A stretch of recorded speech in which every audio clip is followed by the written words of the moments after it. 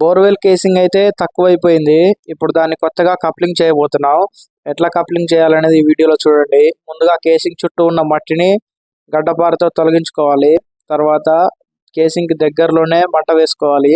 నాకైతే అక్కడ గడ్డి అవైలబుల్ గా ఉంది. గడ్డితో అయితే నేను మంట వేస్తున్నాను.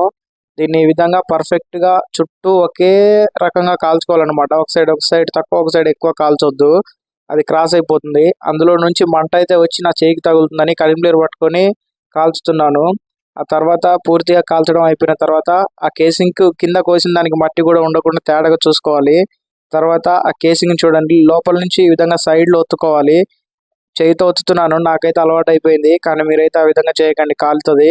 గడ్డపారతో లేకపోతే స్క్రూ డ్రైవర్ తో ఒత్తాలి. చూడండి పర్ఫెక్ట్ గా ఏ విధంగా ఫిట్టింగ్ అయిపోయిందో. సో నా ఛానల్ ఎవరైనా చూస్తున్నట్టయితే సబ్స్క్రైబ్ చేయండి. ఈ విధంగా మీరు కేసింగ్ ని సులభంగా చేసుకోవచ్చు. ఆ తర్వాత మట్టిని పోసుకోవాలి.